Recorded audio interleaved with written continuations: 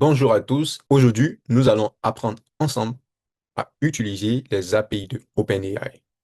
Et vu que nous avons récemment appris sur les agents AI, je me suis dit que c'était une très bonne opportunité de regarder un peu plus en profondeur sur les API qu'offre OpenAI. Pourquoi? Parce que certaines API utilisent exactement la même fonctionnalité que les agents AI. Donc, pour pouvoir encore approfondir notre connaissance des agents AI, nous allons l'utiliser et nous allons prototyper une application de génération d'images. Mais pas seulement ça, nous allons également aussi les éditer, tout comme des agents AI, n'est-ce pas? Voilà, donc regardez cette vidéo jusqu'à la fin et surtout, abonnez-vous, activez la cloche de notification pour ne rien manquer. OK? Si vous voulez avoir accès à cette plateforme-là, veuillez cliquer sur le lien qui s'affiche juste en dessous de cette vidéo-là et vous aurez exactement accès à cette plateforme-là. Vous devez vous inscrire et c'est terminé. Donc, ici, comme vous pouvez le voir, nous avons tous les modèles de OpenAI. Nous avons GPT-4.1 qui est sorti récemment et nous avons plusieurs autres modèles. Vous pouvez également les tester si vous voulez. Mais aujourd'hui, nous allons nous concentrer sur la construction voilà, de notre application. OK? Donc, nous venons ici, puisqu'on a parlé de génération d'images, n'est-ce pas? Donc, on va venir ici, on va sélectionner ça. Voilà. Et sachez-le, nous avons deux types de API que nous pouvons utiliser pour générer nos images et pour les modifier également. Nous avons la réponse, appelée Responses API et Image API. OK? Mais nous allons nous focaliser beaucoup plus sur les Responses API. Pourquoi? Parce que, comme je vous l'ai dit, c'est une application directe des agents que nous avons étudiés récemment. Dans un premier temps, voilà, importe certaines bibliothèques dont nous avons besoin. Après ça, nous avons ce client-là qui a été initialisé, et ce client-là, c'est OpenAI pour nous permettre d'utiliser les modèles de OpenAI. C'est vraiment là où nous avons la magie. Quand je parle de magie, je parle d'utilisation voilà, du modèle de langage, comme expliqué dans le cours des agents. Et ici, nous avons notre prompt qui lui dit exactement qu'est-ce qu'il doit générer.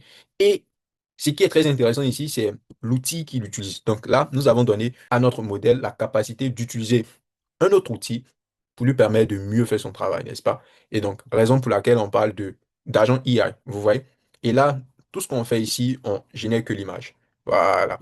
Et on sauvegarde l'image. Donc, ne vous inquiétez pas si vous n'êtes pas programmeur. Je pense que vous devez également aussi regarder cette vidéo. Pourquoi? Parce qu'aujourd'hui, l'intelligence artificielle peut coder pour vous.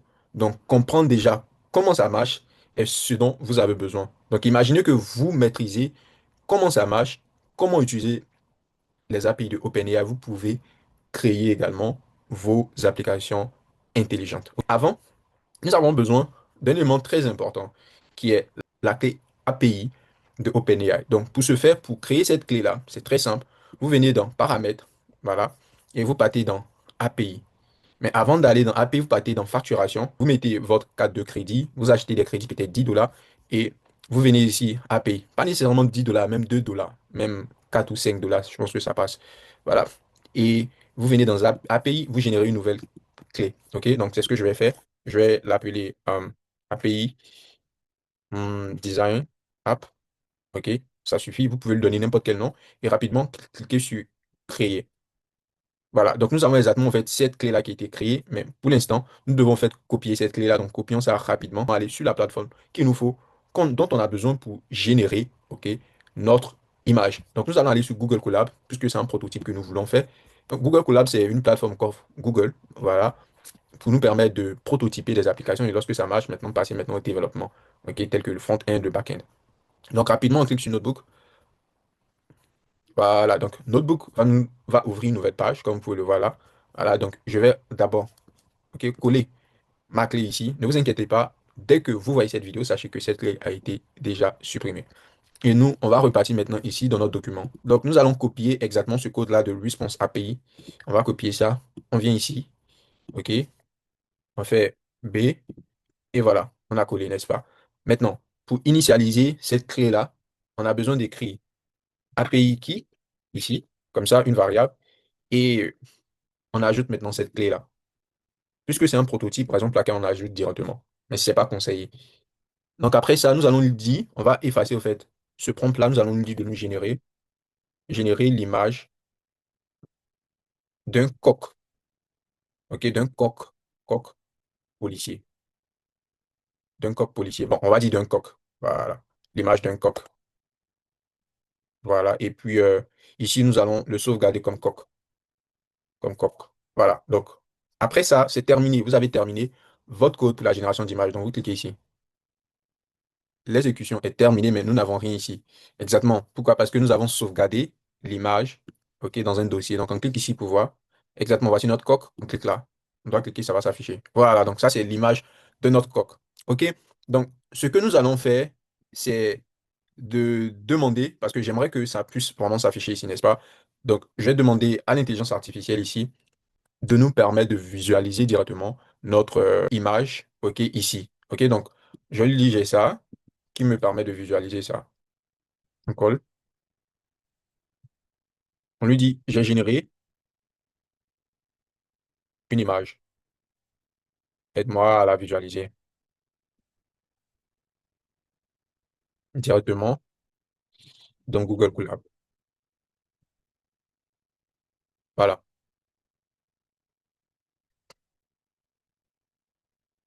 OK, donc là, il nous dit qu'on peut importer cette librairie-là. Donc, on copie juste, on va dans notre, voilà, et rapidement, là, on colle et on met coq.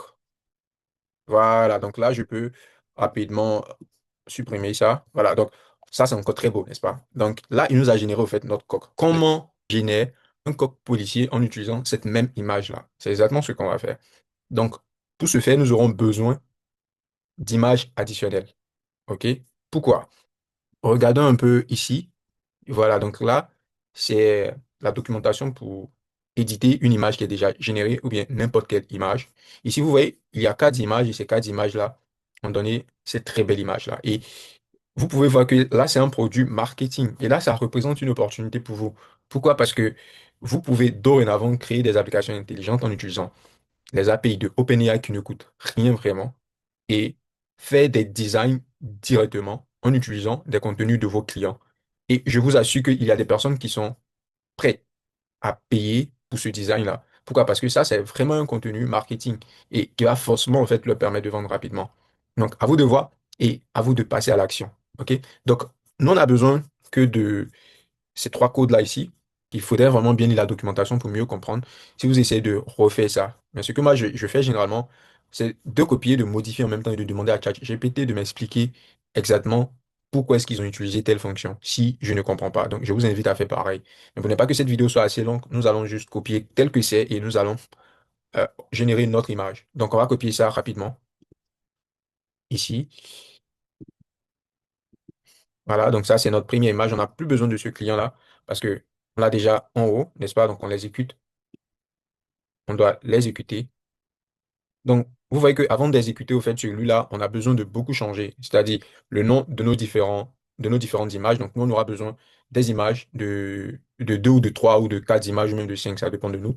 Moi, j'ai déjà préparé deux autres images, c'est-à-dire une voiture de police et un policier avec son uniforme, OK? Et là, c'est le prompt à modifier, n'est-ce pas? Donc, c'est le prompt, c'est ce qui guide vraiment l'intelligence artificielle pour qu'il puisse se faire générer l'image. Et là, on a juste besoin fait de remplacer. On n'a pas même besoin de remplacer parce qu'une fois on a remplacé ici, c'est terminé, hein. Et ici, ce qu'on fait, c'est que on sauvegarde, OK? On sauvegarde. Et là, on affiche vraiment la réponse.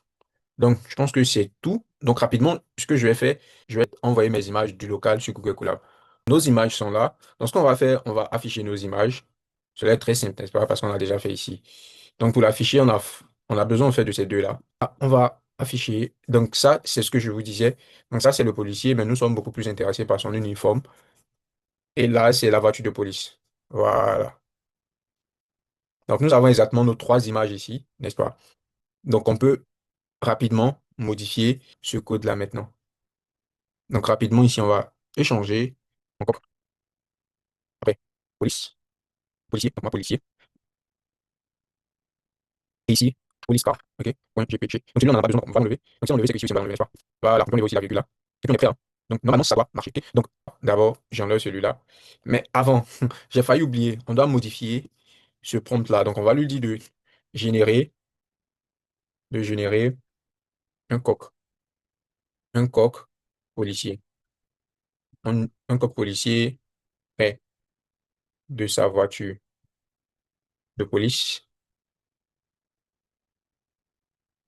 en utilisant en utilisant les trois images. Voilà, donc c'est terminé. Ici, le modèle, on peut choisir n'importe quel modèle GPT-4o. Et puis, je pense que c'est bon, hein. Donc, exécutons le code. La génération est terminée.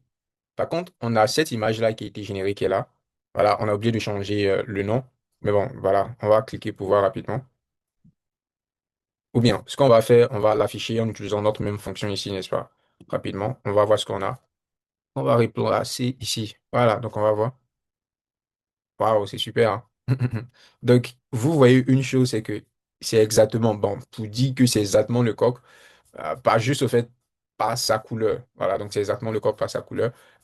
Et la voiture de police, par contre, c'est exactement la voiture de police, mais il a fait en dessin. OK?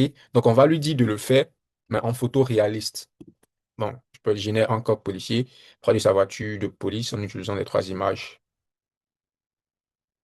Génère une scène, génère une image très réaliste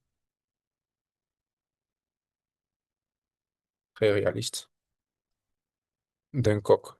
Voilà, d'un coq policier près de sa voiture de police en utilisant les trois images. Voilà. Donc là, on a maintenant l'opportunité de changer ça en coq policier.